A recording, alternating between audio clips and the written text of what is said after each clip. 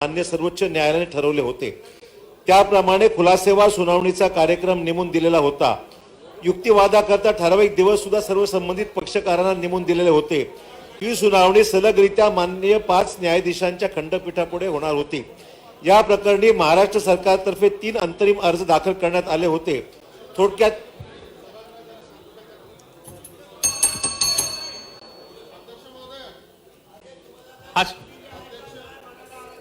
अध्यक्ष महोदय, मराठा आरक्षणाच्या संदर्भातलं अतिशय महत्वाचं स्टेटमेंट माननीय अशोकराव चव्हाण या ठिकाणी करतायत। सभागृहामध्ये पूर्ण शांतता असावी अशी माझी आपल्याला विनंती आहे। बाकीच्यांनी सगळ्यांनी खाली बसावं अशी विनंती आहे, सहकार्य करावं। अध्यक्ष महोदय, या प्रकरणी महाराष्ट्र सरकारतर्फे 3 अंतरिम अर्ज दाखल करण्यात आले होते। थोडक्यात ते खालीलप्रमाणे आहेत। आरक्षणासंबंधी असलेले निरनिराळे प्रकरणे एकत्रित करून त्यांची सुनावणी एकत्रित व्हावी। सध्याचे प्रकरण जरी महाराष्ट्र राज्यापुरते मर्यादित जरी असले तर या प्रकरणी असलेले कायदेशीर विषय घटनेशी संबंधित असल्यामुळे देशातील सर्व राज्यांना या प्रकरणी सामील करून घेण्यात यावे व त्यांची बाजू ऐकून घेण्यात यावी।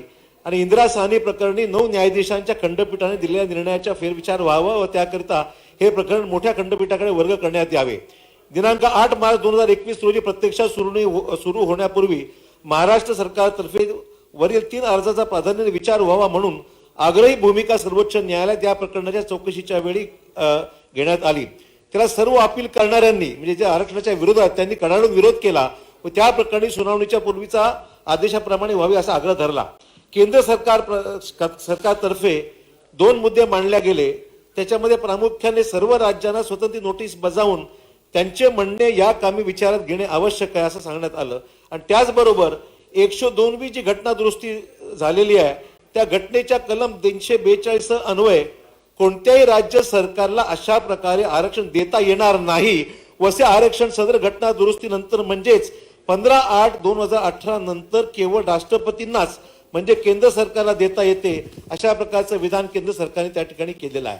अध्यक्ष महोदय, हा जो सगळ्यात महत्त्वाचा मुद्दा आहे तो यासाठी मी नमूद करत आहे की आपण या सभागृहामध्ये संविधानात जी काही मराठा आरक्षणाचा कायदा केला जो संमत झाला 29 नोव्हेंबर 2018 ला आणि राज्यपालांची अनुमती त्याला मिळाली 30 नोव्हेंबर 2018 ला आणि संविधान दुरुस्ती त्याच्या अगोदरच झाली। घटना दुरुस्ती झाली होती 102वी, ती त्याच्या अगोदर झालेली आहे म्हणजे 15/8/2018 लाच या ठिकाणी ही केंद्राने त्या ठिकाणी घटना दुरुस्ती केलेली आहे।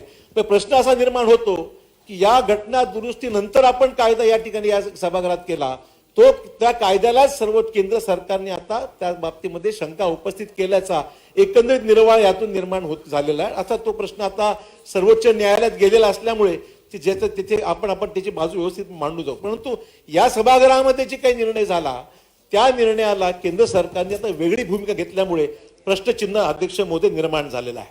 सर्व संबंधितांचे युक्तिवाद ऐकल्यानंतर मान्य सर्वोच्च न्यायालयाने 2 गोष्टी मान्य करणारा आदेश मान्य सर्वोच्च न्यायालयाने निर्णय दिलेला आहे। देशातील सर्व राज्यांना या प्रकरणी म्हणणे मांडण्याकरता संधी दिलेली आहे।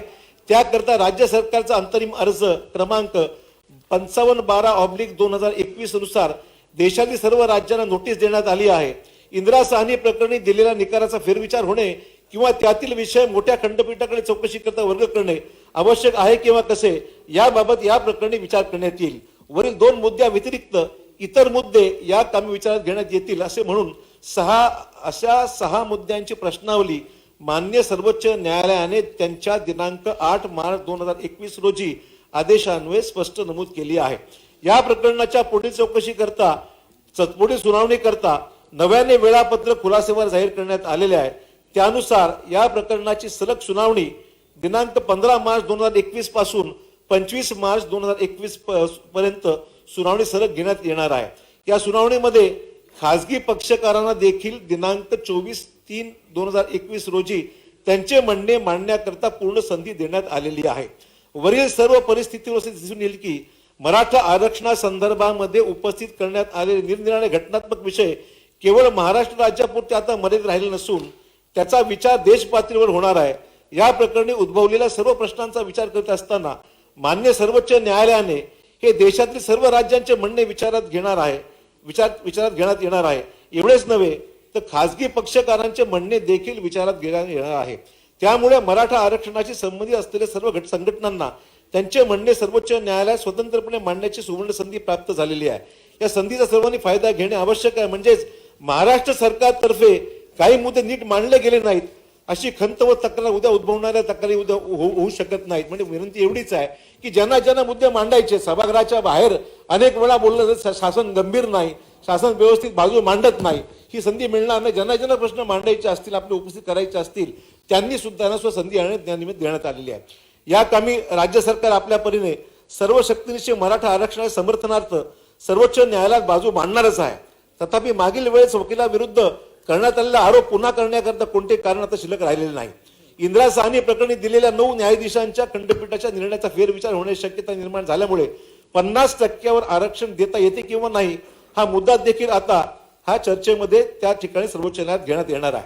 सध्या सुमारे 11 राज्यांमध्ये आपल्या देशात 50%हून अधिक आरक्षण असल्यामुळे व 10% इकॉनॉमिकल विकर सेक्शन म्हणजे EWS हे केंद्र सरकारने दिले आरक्षण विचारात घेता आपल्या देशात सुमारे 28 राज्यांमध्ये 50%हून अधिक आरक्षण देण्यात येत असल्यामुळे अशी सर्व राज्ये आपली भूमिका त्या ठिकाणी त्यांना मांडावी लागेल आणि कदाचित महाराष्ट्र राज्याच्या मराठा आरक्षणाच्या भूमिकेला समर्थन त्यातून प्राप्त होऊ शकेल अशा प्रकारची अध्यक्ष मोदी अपेक्षा आहे. कागदपत्रे सभागृहाच्या पटलावर ठेवणे. निवेदनावरती चर्चा होत नाही, निवेदनावरती चर्चा होणार नाही. हा 47च्या खाली त्यांनी निवेदन दिलेलं आहे आणि निवेदनावरती मग पुढे चर्चा होत नाही. कागदपत्रे अध्यक्ष सभागृहाच्या महोदय, पटलावर ठेवणे. कामगार मंत्री.